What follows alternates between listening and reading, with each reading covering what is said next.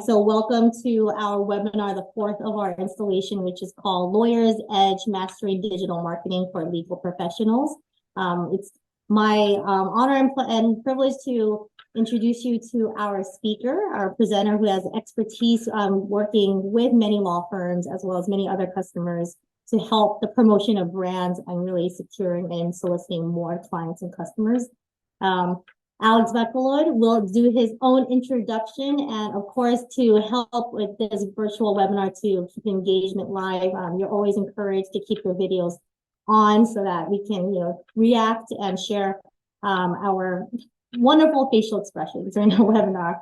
And as he is delivering a presentation, you're more than welcome and encouraged to drop any questions in the chat. I'll leave it to Alex to refer to those questions as you see fit, either at the end or throughout the presentation. So anyways, again, welcome to the webinar. And without further ado, I'll pass the mic to Alex. Go ahead, Alex. Thank you, Jill. Thank you guys for having me. My name is Alex Baquilod. I probably met some of you guys during the conference back in June in DC. If you guys attended it, I was mingling and talking to a lot of people at the conference and also in the happy hour downstairs. So I probably met you guys, some of you guys in person. So happy to see you guys again virtually. So I'll be sharing my screen. This webinar, as Jill said, is about digital marketing for lawyers specifically. So I'm going to be focusing on how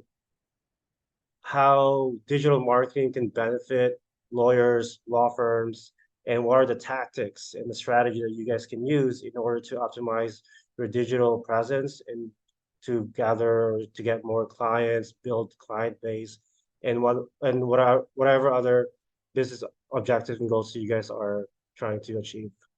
So I'll be sharing my screen.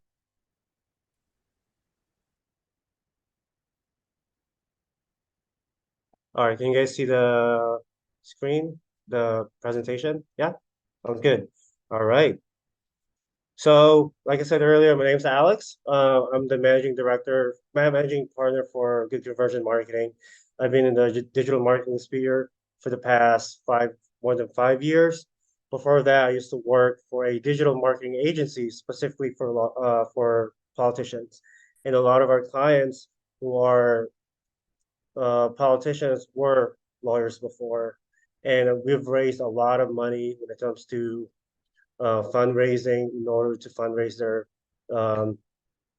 their election, basically. A lot of my marketing experience do come from the government, but it's similar whether you're in the government or in private sector. Before working for Targeted Victory, I also used to work for the U.S. Army. I was one of their social media expert. As a civilian, I was able to manage millions of followers, engage with with comments, create strategy, and really just optimize our digital presence so that we can reach more people. And back when I was what we call green suitor, right, soldiers, I was a paralegal, so I do know the legal field. I'm not just a marketer, not just a businessman. I'm also have experience in the legal field as a paralegal. And back when I was a lot younger, I thought about becoming a lawyer. I read the Kaplan LSAT prep book for like 30 pages, and I was like, yeah, this is not for me. I gotta find something else. So, and then, I landed in marketing and I really loved it. And using that experience and with my experience in the Army as a paralegal to try and help lawyers and Filipino lawyers all over, the US and elsewhere. So here's basically the agenda we're going to be covering. So, website is probably the most important thing for lawyers and businesses to have. We're going to talk about some of the tactics that lawyers and businesses need in order to capture a lot of their client base or get more reach and awareness for their brand. Social media is definitely one of them as well. I was talking to Jill earlier about, if you're not on social media, do you even exist, right? Nowadays, social media is basically one of our main source of information. And if you're not there, do you exist at all? So we're going to talk about social media and then email and SMS. I know that's an old, I won't say outdated, but like very old way of reaching customers and clients, but it's one of the most effective way as well. And it's also one of the most cost-effective digital marketing aspect that people overlook. And then SEO, search engine optimization. Having a website is great, but if people can't find your website, it basically doesn't exist as well. So SEO will allow websites to have certain things in that website in order for Google to put you on their page for people to find you. All right, so website. You gotta tell who you are. You gotta show people what you do, who you are, and what you can do for them. Most of them is basically positioning yourself, your unique selling proposition, USP. How are you able to differentiate yourself from other competitors, from other lawyers? There's a lot of lawyers out there. If you Google, DC lawyers, there's gonna be a bunch of them, or like personal injury lawyers, there's gonna be a bunch of them. How do you position yourself, right? So telling your story is one of the best ways to differentiate yourself from other competitors, and showing credibility. Showing your your awards or some of the stuff that you've um, had previously in order to give yourself credibility to your potential uh, clients. And that gives authority over your website and gives you a capability to attract more clients.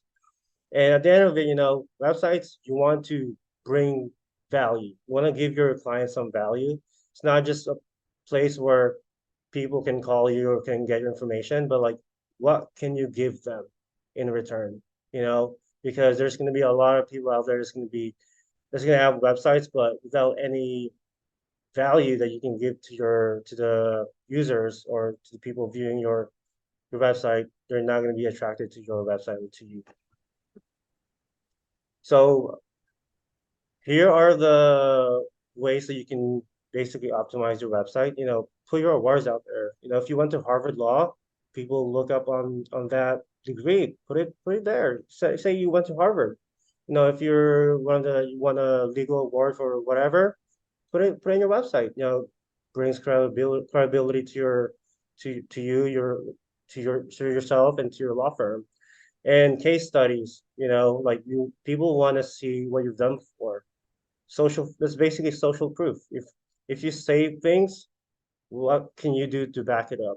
And case study is the best way to present that.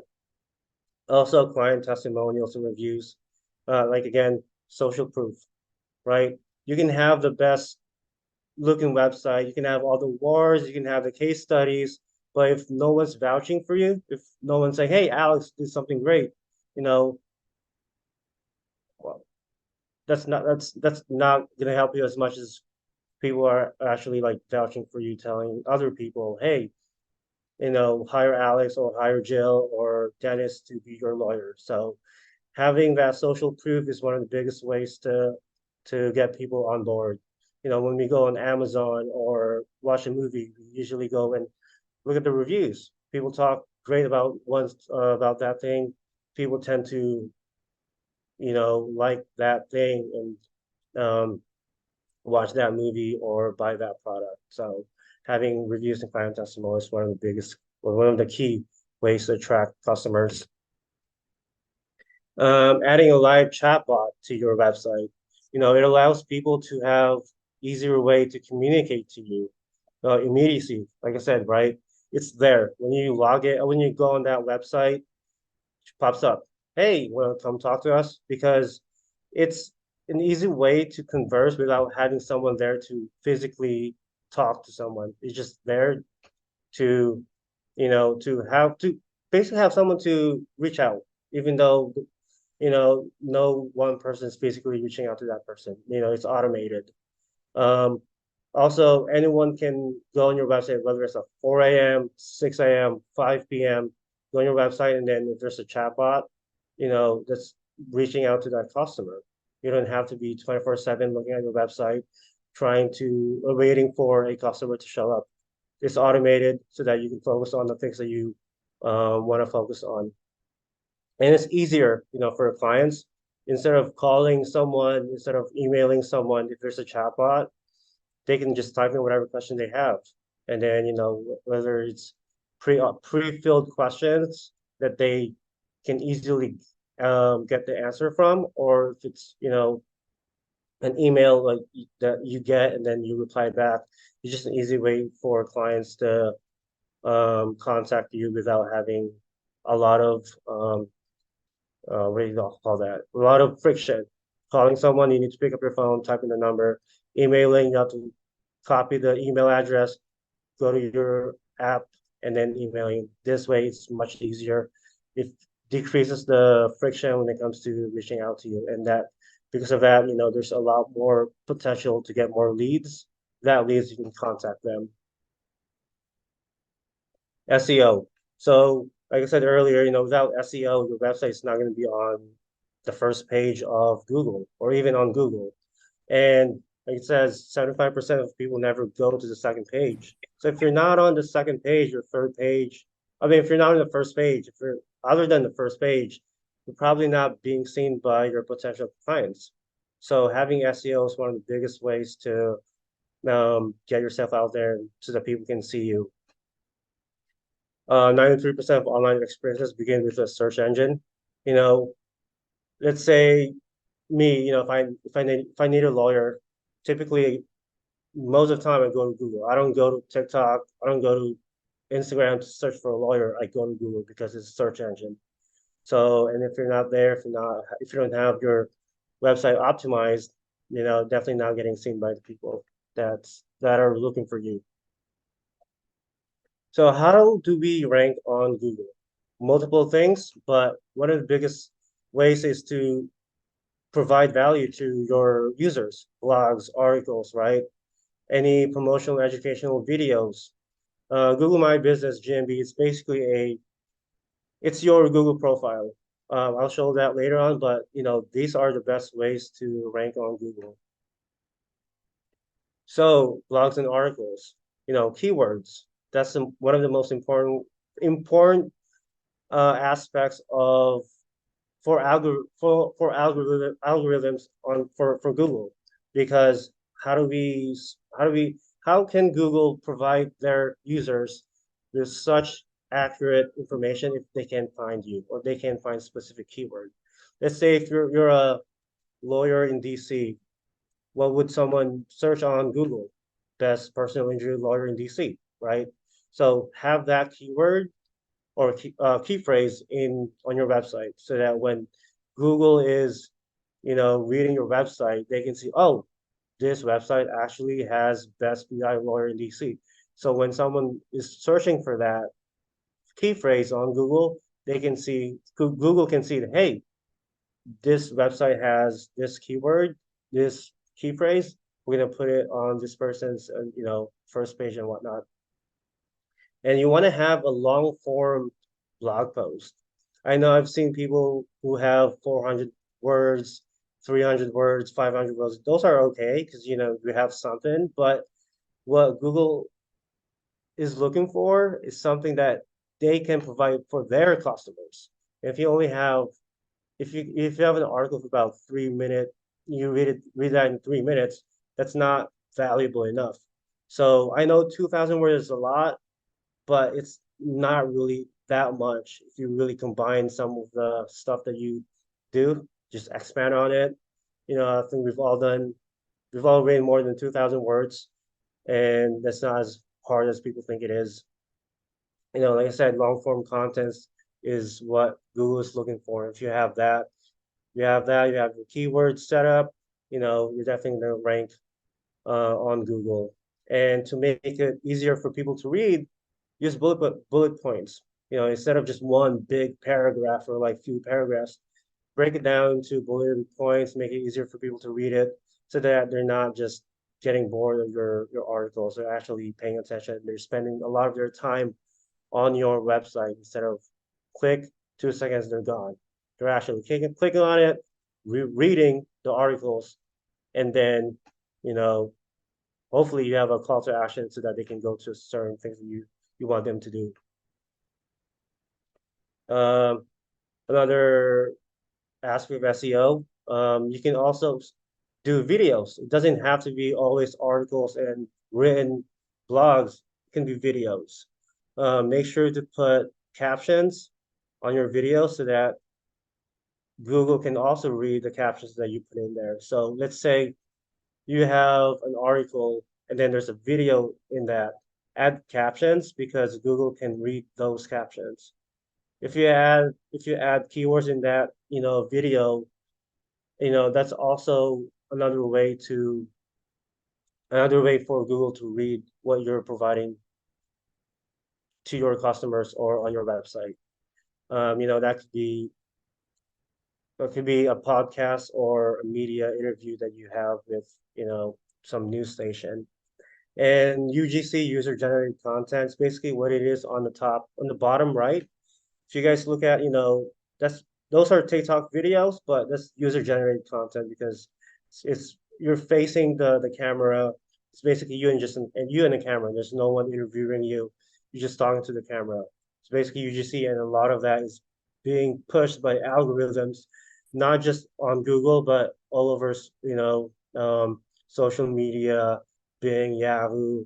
So that's one of the biggest um, how do I say one of the ways that algorithms push a lot of their content is via UGCs. Link building is also a key way to have authority over your domain, your URL. So this is more technical, but I can make it so simple that people can understand it. So basically, it's linking. It's link building. You write an article, and then let's say a sentence in your article links back to another page on either on your website or on a different website, let's say on a BBC website. That's link building. And Google sees that as like someone's vouching for you, right? Like it's social proof, like a review. Someone saying, hey, this website or this page is have really great value. We're gonna link it to that page. So basically, if BBC wrote like an article about lawyers in DC and they found your content really good, they're gonna link that article on your website from their website. And then when Google sees that BBC is a really high ranking website, has really high authority domain, they're going to give you more points, telling, the algorithm that, hey, BBC is a trustworthy website, and then it's linking to your website. That means your website is also trustworthy. So that's another way for for Google to see that you're a really trustworthy website, and they're going to put you on their uh, first page on their website on Google. So these are other ways to get inbound links, guest posting, like I said earlier, another website posting, um, linking a different, how do I say this? Different page on their website, on their website link building, legal association directories, that's Yelp, that's Justia, that's lawyer.com, a lot of these directories. Um, Resources, whether you know someone who's, let's say you're a realtor lawyer or in real estate, you can have your friend realtor link back one of their links to your website. So that's basically resource websites, having other businesses in your, not in the same field, but partner industries linked to your page also increases your domain authority. And then natural link acquisition is basically just organic way of, link building. You don't have to reach out to people. They see your content, they like it. They're gonna link they're gonna create an article and they'll link back to your website.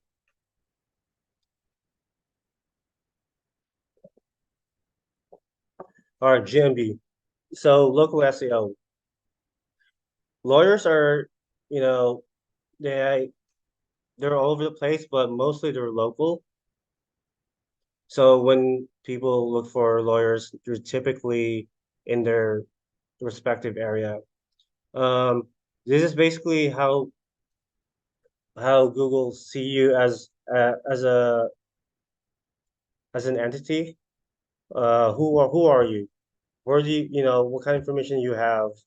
So if you have that profile, they can distinguish you from other websites, or from other competitors, so from other lawyers. So just to make sure, on your Google profile, make sure to have your official business website in there, your information, whether that's email, your phone number, or your hours, also where you are located. If you have multiple locations, let's say you're a law firm, you have location in DC, in LA, in New York, make sure to have three different um GMB profile. You don't want to just think people you don't want people to think you're only in one location when you're actually in different locations. So have different profiles for each locations, and add pictures, photographs, gather reviews, because that's one way to tell Google that you're a trustworthy business. If you have a lot of reviews, right, that really makes sure that's one of the ways that Google see that you're a really good business that they're going to put on their website. So SEO for GMB, uh, yeah, just optimize it in a really good way. It's like a profile on whether it's Facebook or Instagram, just the same thing. But for this, you have a lot more information about who you are. Uh, as you see, includes your name, the reviews you have, headshots, appointment link, you have that. If you have any facts, frequently asked questions, you can put on your GMB, so that when people look at your GMB profile, they can read some of the content that people are looking at. And you can also publish posts. These are the posts could be anything, share company news, events, if you're highlighting any kind of offering, and just to keep your audience updated in what you're doing. So now we're going to talk about social media. So as everyone knows, a lot of people are on social media. They get a lot of information from social media, and that's why if you're not on social media, even if it's not getting a lot of engagement, not a lot of likes or comments, as long as you're on social media, you get views, you get eyes on your content, eyes on your law firm. That's good enough. There basically a lot of people are on social media, as you see billions and billions of people.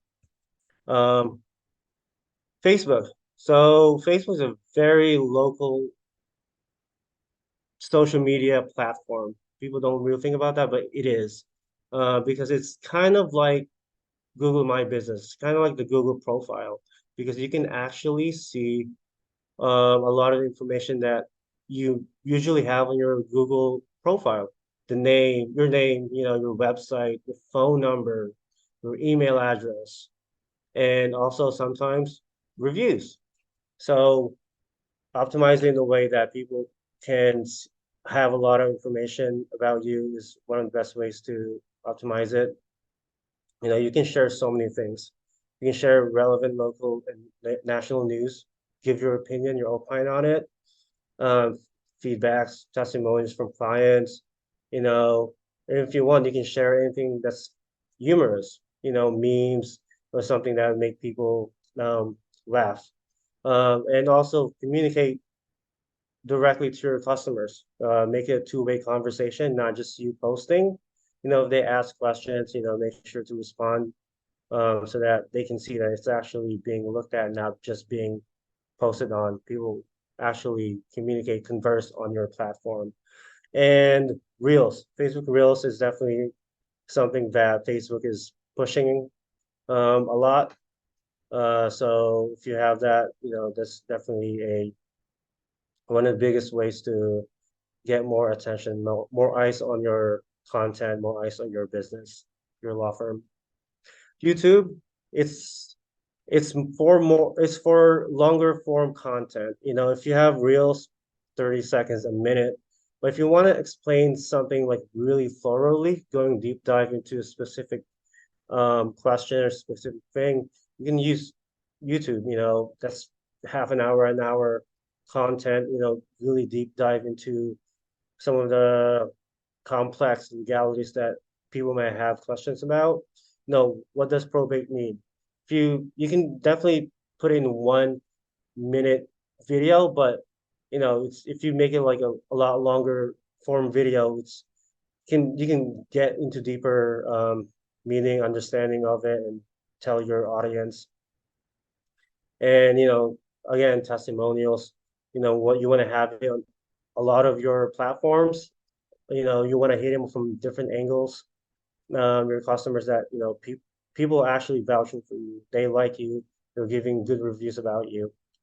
Like and need to know advice. Same thing as explainer videos. Um, yeah, a lot of them is basically longer form of reels. Telling not just not just certain demographics who just watch reels, but if some people prefer longer form content. Actually, that's the trend that's going on right now. A lot of people prefer longer content. That's trajectory. So we might be going to a longer form content in the future, podcast or any long form content, maybe something that your client also prefers. So having a mixture of short form content and long form content gives you a breadth of different ways to interact with your customers. Instagram, very similar to other platform, lifestyle related posts, basically just showing who you are, make it engaging, um, showing some of the behind the scenes, like what you do on your law firms or like your business. Also a way for interact with audience, with the users, if you're looking for an intern or new lawyers in your law firm, posting yourself on Instagram. A lot of people are still on Instagram, so they're definitely gonna be able to see it if they like your page, and that's how you communicate. Another way is to have a DM sales automation DM setup. If what they want to reach out to you, they can DM you, and then there's an automated system, just like a chat bot, where when people DM you, they get like some kind of automated response so that you can talk to them, so that your website or your Instagram page can talk to them without you having to really interact with them in the first place, at least in the beginning part of the process. TikTok, definitely a lot different from other ones, but also the same when it comes to like reels, short form content, a minute and a half, I think. I think you can go longer now, but it's tailored for quick 30-second, a minute content. Same as reels, you share your everyday tips about, the legal field, answer any questions, any, national ruling out there so that people can understand what's going on. Not everyone's a lawyer, so they would reach out to a lawyer like or read and listen to what lawyers would say. As you see, like bottom left or like in the middle says worst legal advice, right? Not everyone's able to provide good legal advice, but if you one that's good, and they're gonna, take you into account and really respect you and maybe become one of your customers. LinkedIn is a little bit different. It's more professional. As you see here, it's more like thought leadership authority.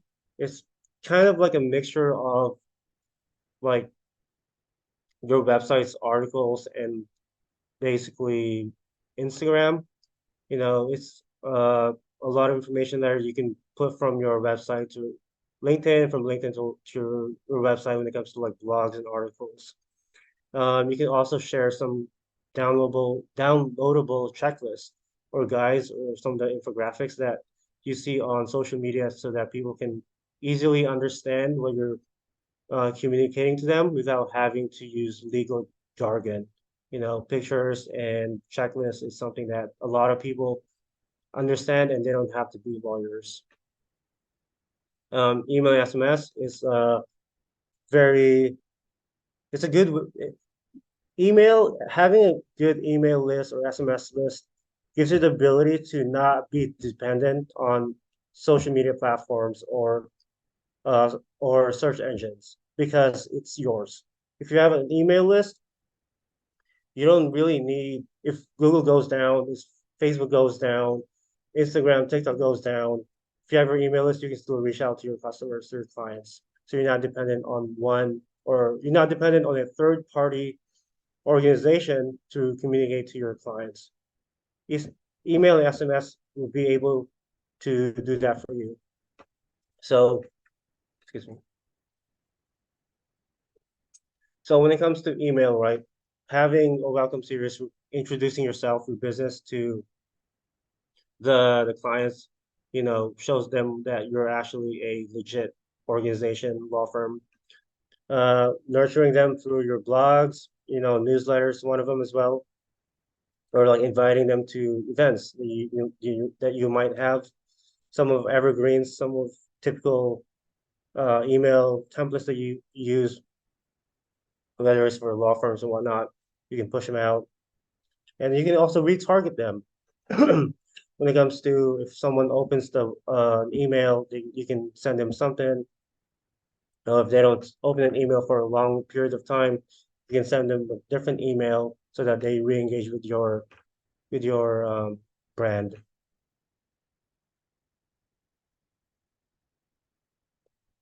So here's basically a drip campaign, right? So if you send someone a welcome letter, either they open it, they don't open it, and you go to the next step, and then it goes to the next steps. It's like an if and then statement. As you can see, there's so many different ways to engage with your customers based on their behavior. It's like a journey that you do with yourself or with anything, right? If you can do X, you do this. You do Y, you do different things. So it just depends on the behavior of your audience. They open it, send them something. If they don't open it for a long period of time, maybe you can send them a different content. So just really having this type of platform really enables you to have a tailored content specifically for specific people. Bonus. So this is more for, like, if you have an organization, you're trying to attract volunteers for whatever organization that you have, you can use social media to communicate with your audience, tell them how it can benefit them and what you're doing so that they can be attracted to what you're doing.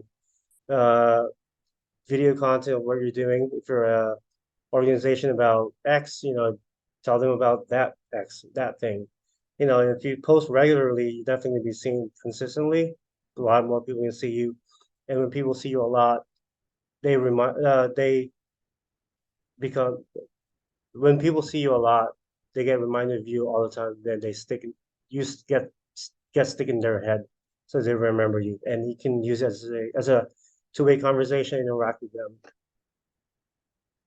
So that's just really the tip of the iceberg. Digital marketing is a whole industry. Like we talk about SEO, website, social media, but you can dig deeper and go to like the strategy of social media, pay-per-click, that's a whole different thing. CRO, paid ads, completely different. Automation, I know we talked about the drip campaign that could be automated, but there's other ways that you can use, automation for. Chat GPT. I don't know, if you guys heard about it. It's been one of the most popular AI tools for not just for businesses, but for anything really. So we're just seeing the tip of the iceberg here. There's so much more when it comes to digital marketing. And, in the future, it might be even more. So we don't know. So, and that's all I have. Just keep in touch. There's my information, my QR code. If you guys want to reach out to me if you have any questions after this webinar, feel free to reach out and I can definitely answer any of the questions you guys have. Yeah, thanks so much, Alex. That was great. We'd love to open the floor now to some questions that you may have. I know that was a lot of information, but is there anything from this group that you want to ask Alex? Please feel free to unmute yourself or drop the question in the chat. Hi, I'm Andrew. I have a question about TikTok. Okay. So I was wondering if you have any perhaps good examples of TikTok lawyers, and then without criticizing, who would be bad examples? Yeah, so definitely. So I can actually pull it up right now. I can name because I follow a lot of them as well. I get a lot of questions that I have when it comes to um like anything law related from them. Like the RICO charge with the president right now, the former president. I don't know what a RICO charge is. I was watching one of their videos and then I saw, what it is and gave me information about it. I'm like, oh, this is really great. So one of them is Kennedy Law Firm. Let me look up his account. Kennedy Law Firm. Actually, let me just go back to TikTok. So these three, the one at the bottom three, are really good ones. So Kennedy Law Firm's the bottom right. That's TikTok. This all of his TikTok, and then I think the one on the left is it's a couple lawyers. They're a couple, and they get on TikTok and they discuss a lot of legal jargon. Says so the name is the.law.says.what. I mean that's a long name, but that's the bottom left one, and then the one on the right is Kennedy Law Firm. So those are the two good ones that I follow a lot, and there's a lot of them. When it comes to bad legal advice, um, I'm not really sure because maybe they're bad in one aspect but good in the other. Maybe it could be something that's the way they put their or like they capture the content is bad. So I'm not sure who I could consider as a bad example, but it's you're a lawyer, so you would know which one's a bad advice or not. So I definitely have you check those out. So Hey Alex, for those three that you said are good accounts, can you just like elaborate a little, like what makes them good? okay, so what makes them good? A lot of it is just depends on what people are looking at, right? So for me, when I look at content, it's more of how they engage with their audience. Are they like happy? Are they energetic? Or are they just like bland, just telling a story like monotone, right? You know, a lot of these, well, these two at least, or all of them on the what do you call this?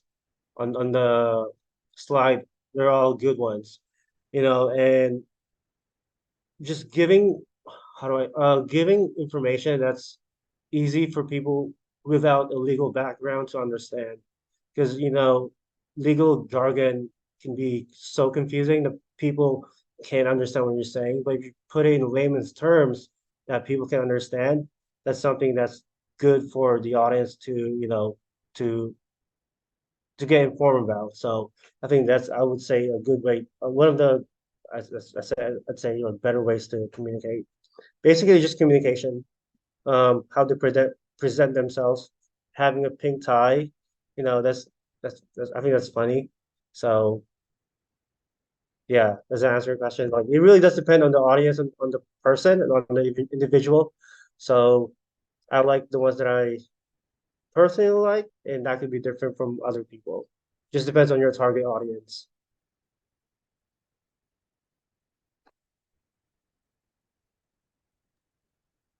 Anyone else have a question?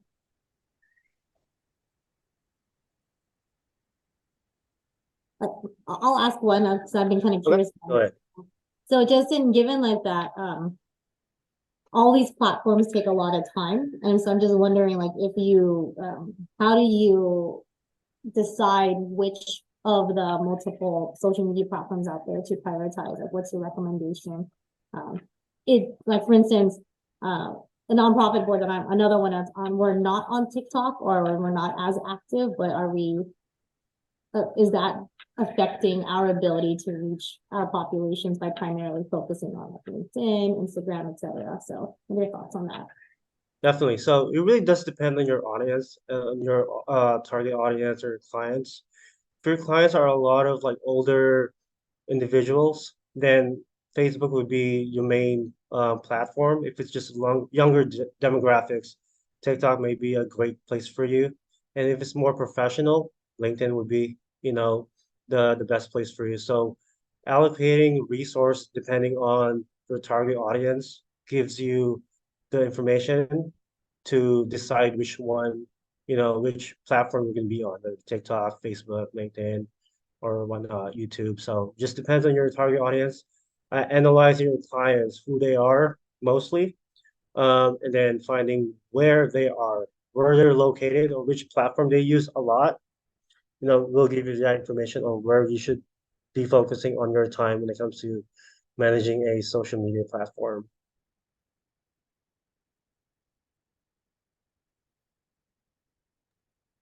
Alex, what do you define as older for Facebook? Just kidding. I'm just joking. Yeah, I got. But I Well, felt that. I'm I on felt that Facebook, right? deeply. So I'm on Facebook as well. I like Facebook a lot. The Reels really targets me. So, and I'm like 28, about to be 29. I would say boomers and like Gen X, right? I'm millennial, but like younger millennial. I'm like closer like Gen Z, but I still use Facebook. So, and some of my friends still do. So I would say people in the like, I don't want to put numbers, Alex, but like I'm kidding. I'm not trying to put you on the spot. maybe like But 30. I do feel that when people talk about Yeah. Facebook. But like everyone's on everything. So I know who are Gen Z are on Facebook as well. So, but most of them are not. But it just depends. But yeah, it's any other questions, guys? Anything you have in mind, just blur it out. Let me know. Ask me.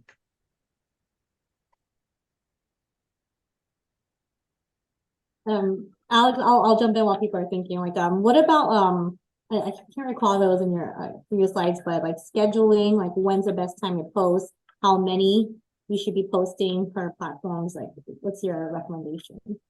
Right. So when it comes to that, like it really, oh, I don't want to keep saying it depends, but it really does depend on your time, your resource. Most it's good to post at least 3 to 5 posts a week.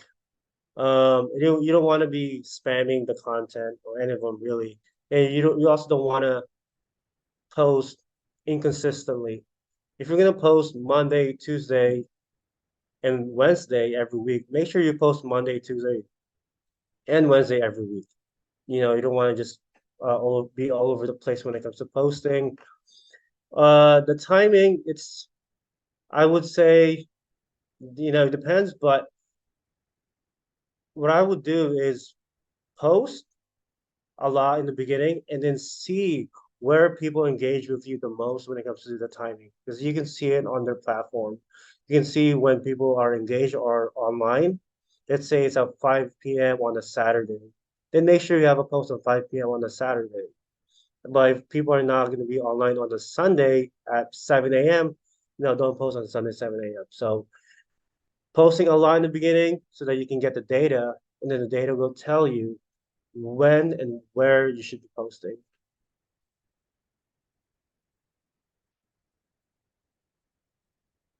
Excellent. Thank you. Anyone else have questions? Alex, is it, excuse me, is it good practice to post the same content across different platforms? Like I've seen people post like TikTok clips as Instagram reels, Right. Yeah, so when it comes to that, I won't say it's bad practice. I won't also say it's a good practice, but having content out there for two different audiences, I guess it's neutral. I know I've seen people basically download a TikTok video and then repost it on Instagram, and that's fine. But when it comes to algorithm, TikTok will see that there's a TikTok logo on that video, and they're gonna like downgrade that video. So when you do that, make sure it's a raw video from, your your phone, and you upload it instead of downloading it from TikTok and then downloading it into Reels. I mean, posting on Reels.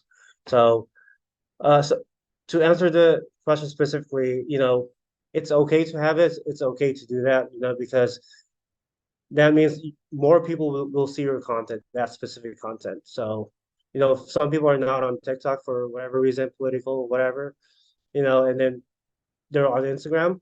If they're not on TikTok, but you post it on Instagram, they may be able to see on Instagram. So it's okay to have it. It's I guess I would say it's good to have it.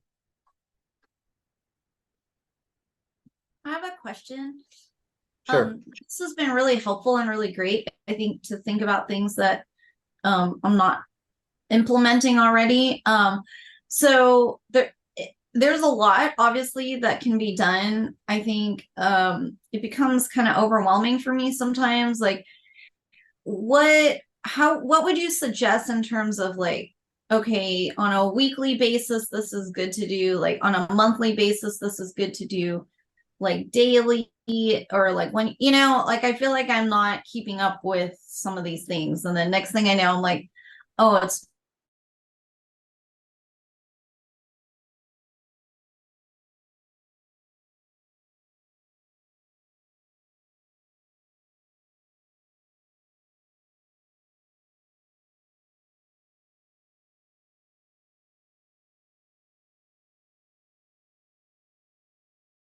Probably 2 times a week, and see how that feels. If that's okay, post 3 times. Just depending on your time, your resource, you can always start small and then go, and then increase your frequency if it fits you, if you're okay with that. When it comes to like scheduling, you can always use other platforms to help you generate content a lot easier. So Canva is one of the most popular ones. It's not cheap to have a premium Canva account. It's like 11 bucks. You know, that's like a whole, I don't know, it's just 11 bucks is not a lot. So using that platform website, you can generate a really quick template when it comes to like events happening, or like a holiday, let's say Christmas. You can create a quick post for yourself from Canva and just change it to your branding. You can get it done, within 10 minutes. So that you're not spending a lot of time to like creating graphics from scratch. So time management, utilizing third-party apps gives you the ability to create more content at a shorter time. CapCut is one of the app that a lot of people use when it comes to TikTok. It's really, you download the app, and then there's a template for a video, and then maybe you just click the pictures you want, and then it'll generate that template, that content for you.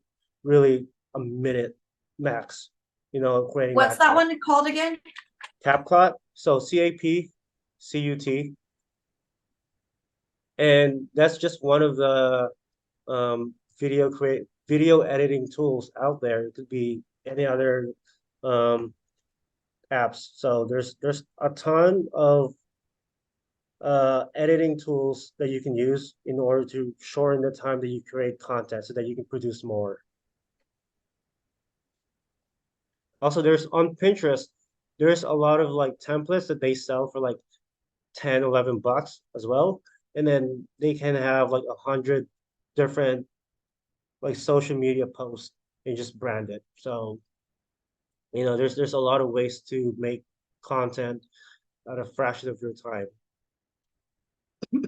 Does that answer your question, Natasha? Yeah, that was really great. Thank you so much. Thank you.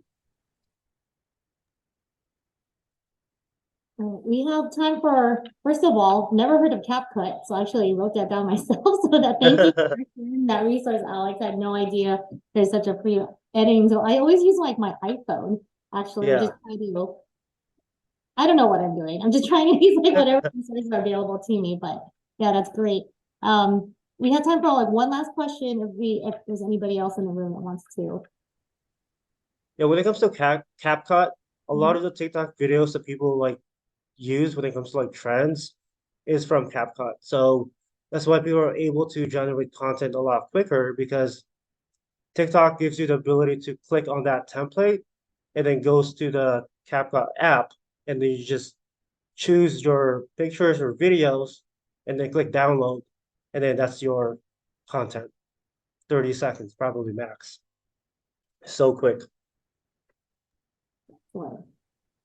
And Alex, do you mind moving to your contact slide, just in case like folks Oh yeah. after Sorry. this call something reminds them, oh, like we should contact Alex. Okay. All right. Yeah, Excellent. I should join the follow. I'm not an official member yet. Like I spoke to Catherine, I think, the Nafala DC president. Okay, Lee. Mm-hmm. Aileen, yeah. Yeah. We are a very welcoming crew, so we actually I think Follow DC could definitely benefit from more social media engagement. So we would I think they would appreciate your membership. Definitely. Okay. So Alex, thank you so much for all these like drops of knowledge. Like this is really incredible. The PowerPoint presentation and this recording will be provided to all attendees after this call. So just keep a lookout for the PowerPoint copy, and then of course the YouTube video will be uploaded. Just give us some time to just kind of clean it up. Maybe we'll use CapCut actually to make sure it's edited correctly. And then just before we wrap up, well, Alex, do you want to say a few words? And then I have a couple announcements.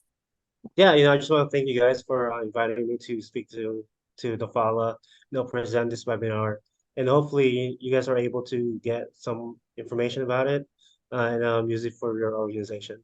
Or if you guys want me to help you out, you can scan my QR code, or you can contact me, and we can put together a digital marketing strategy for you and your business.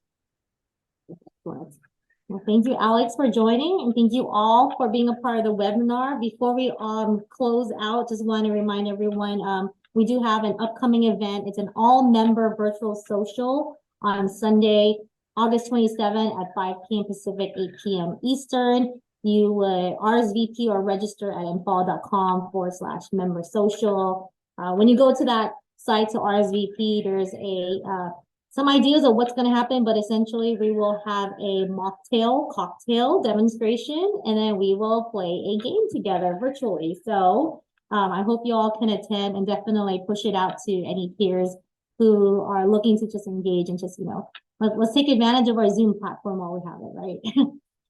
Anyway, so thank you all for joining. Thank you again, Alex, and I hope everyone has a great rest of the week.